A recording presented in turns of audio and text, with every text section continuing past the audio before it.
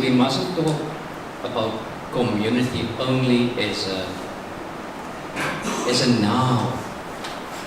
Dit is net 'n selfstandige naam. En as ek reg verstaan sê dit is 'n werkwoord. When we say community, we say we commune.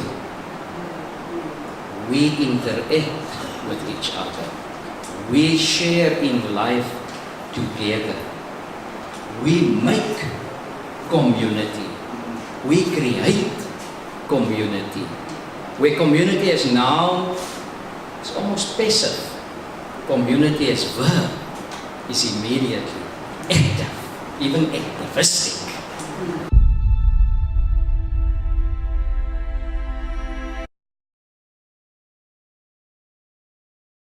Place identity. Then I will go through some elements of the restorative justice framework, and then we will introduce reimagining the concept of community, and then what is the invitation for Stellenbosch University to journey with what's happening now. So I'll start off with a quote from Paulo Freire that is titled that says, "We make the road by walking," which is quite powerful. And it says the educator has the duty of not being neutral. So what is Stellenbosch University committed to? So since 2000, SU formally stated that it acknowledges its contribution to the injustices of the past and therefore commits itself to appropriate redress and development initiatives. 2016, the Vice Chancellor. And then in preparation for our centenary commemoration, which is this year, we reflected upon the academic achievements and successes as well as our contribution to an unjust and exclusive history. In moving on from our divisive past, Stellenbosch University is committed to the ideal of an inclusive, world-class university in and for Africa. So this presentation is really an opportunity to make meaning of Stellenbosch University's vision, that in order to address the wrongs of the past, we need to have a deeper understanding of the current trauma of people of color who were impacted by those wrongs, in order to explore in equal partnership with the surrounding communities what the appropriate redress and development initiatives need to be. And identity has come up a lot in our conversation. Without a sense of identity, there can be no real struggle.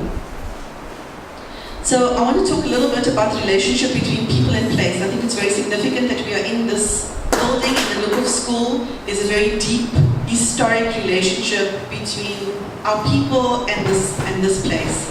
And in research, Hart says that it's wrong being recognized that people are place and place is people. Interpersonal relationships play a central role in the making of meaning of place. And in the history of South Africa, however, this intricate relationship has been persistently and willfully damaged.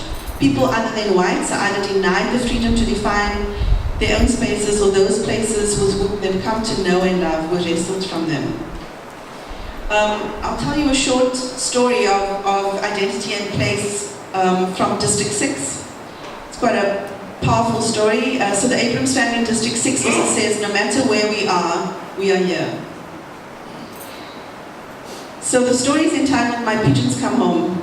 It's from Noor's story in the 1960s. So he says, by 1975, I was fortunate enough to have saved sufficient money for myself to buy myself a house in Athlone. This meant that I would not have to move to any of the areas designated for ex-residents of District 6, including Mitchell's Plain, Hanover Park, Lavender Hill and Belhar.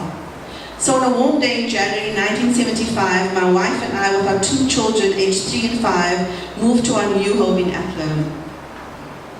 With our belongings were my prized racing pigeons, for whom I built a loft using the same wood I had made the loft with in District 6.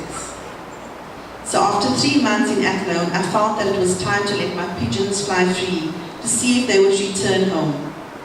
I was fully aware that not all of the pigeons would return to their new home in Athlone. When I returned home that evening, the first thing I did was visit the loft. Where are my pigeons? I asked my wife.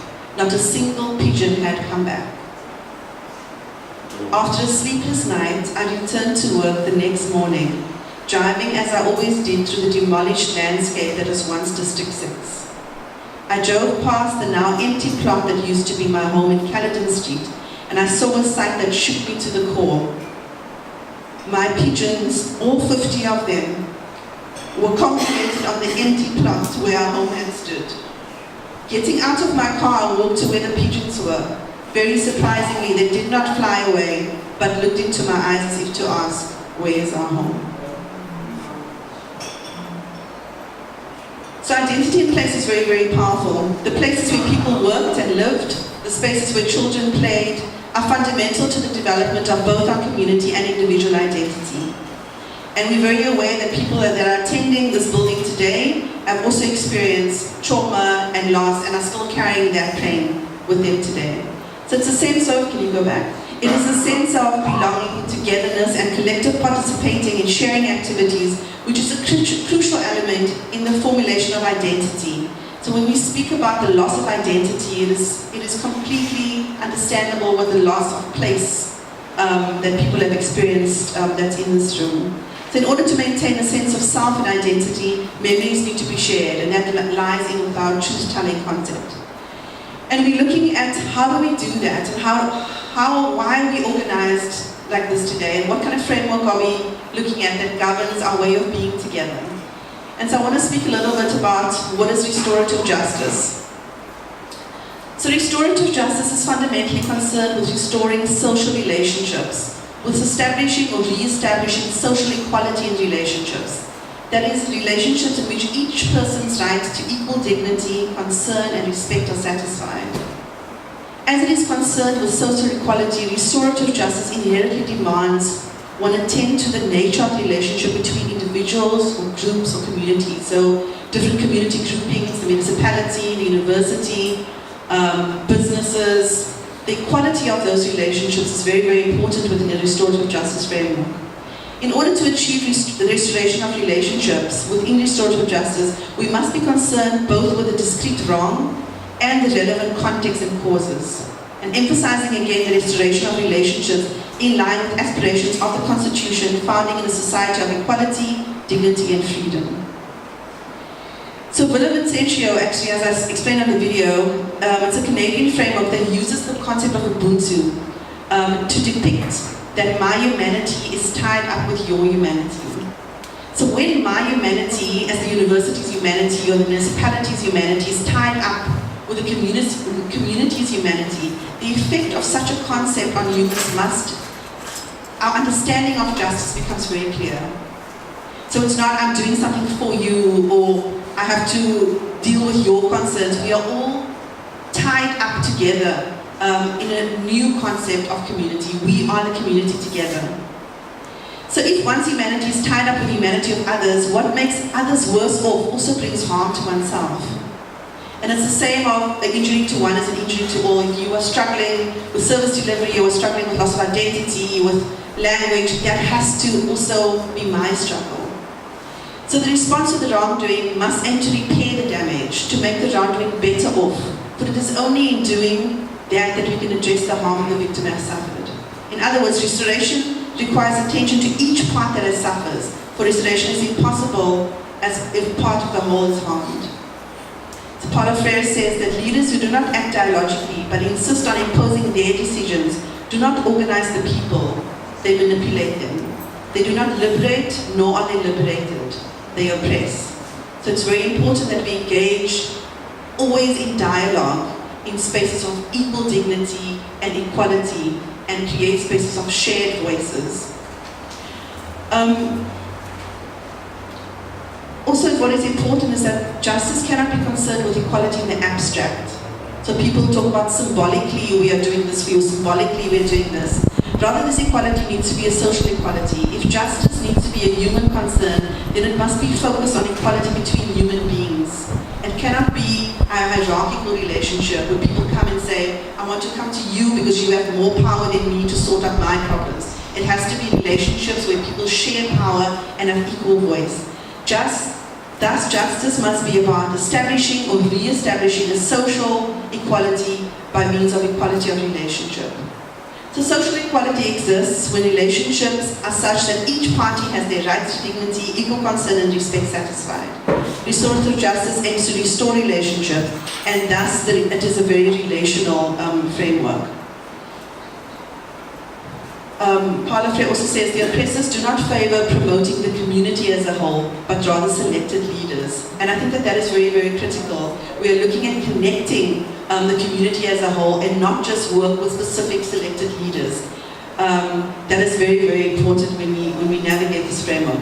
So what is community? And I think that we spoke about that earlier on when Reverend Box spoke about reimagining the concept of community.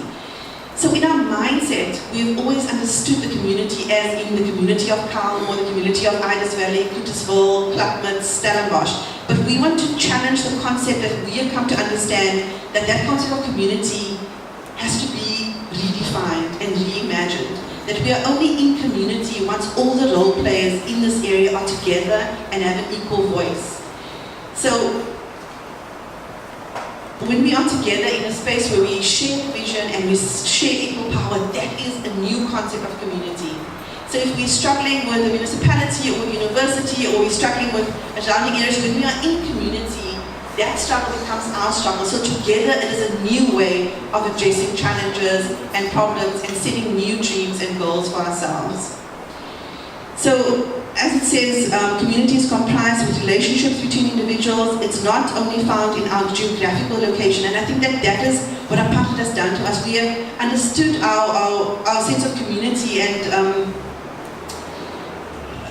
Dr. Tim van Loo shared this in one of our meetings. We have understood our concept of community being the geographical location where we find ourselves. But we have to transcend that geographical location in our minds and create a new concept of community. It's a different mental state of being of what community could be. So any harm thus to those relationships also harms the community. So the community is the context in which those relationships occur. So if the structure does not permit dialogue, the structure must change. So we as a structure have to always encourage dialogue. If it doesn't permit dialogue, something is wrong with the structure. So in the last few slides, I also want to talk about the harm. So there was a harm done. We've experienced that harm, segregation, forced removal of people. And so the aim of restorative justice is that it can't be fully accomplished either by forgetting what the wrongs are or by ignoring the task of broader social transformation. Thus, restorative justice begins from the disequilibrium of the relationship. So there's an imbalance in the relationship that we're experiencing now. What we want to do is we want to restore that relationship, not necessarily to the way it was before, because there was also a disequilibrium which enabled the injustice to take place. We want to create something completely new and rebuild something completely new. So this building, for example, that was a building that was lost by the community because of an unequal power relationship. We are not saying give the building back to the community. We are saying create a new order where we can have a shared space of dialogue, critical engagement, can be a bridge between the surrounding areas of the university. So it's an opportunity to redream and create something new that can happen from the past that you've experienced. Did you go? So restoring the situation in the way it was before is just what I'm saying now. That was also problematic. So we want to take this opportunity to redream what could be possible. So any situation in which some men prevent others from engaging in the process of inquiry is one of violence. To alienate humans from their own decision making is to change them into objects. And so that is why we invited you here today, so that you can be part of your own decision making. And we don't want anyone in the space to prevent people from engaging. So who needs to be involved in the process? We want everybody that is in community, in relationship, to have a voice and be part of the process. So we want in our future meetings to invite the municipality, the university is already committed and represented, to invite people, business owners, some of them are here, to be part of this conversation. So if you know people that you think are critical of this conversation for our next workshop, and we want to have them regularly, invite them to journey with us. Because this is a new way of addressing challenges, and we're pioneering new work, which is very exciting actually. So, just to conclude, it is important for all our parties to be involved. It's important to have the truth telling. That's why we ask you to fill out those forms. Share the story of your community. Tell the truth, because sometimes those narratives are distorted, or someone else told your story. It's important that we tell our own stories. And so, as Rian said, we've journeyed together in a co-management forum, of which Stellenbosch University is a critical partner. This forum continues to grow in its identity around restoring community and creating spaces of social equality and equality of relationships in society. So I'm going to end off with a quote by Ben Okri that says, "The most important thing about us is our capacity to create, to overcome, to endure, to transform, to love, and to be greater than our suffering." Thank you.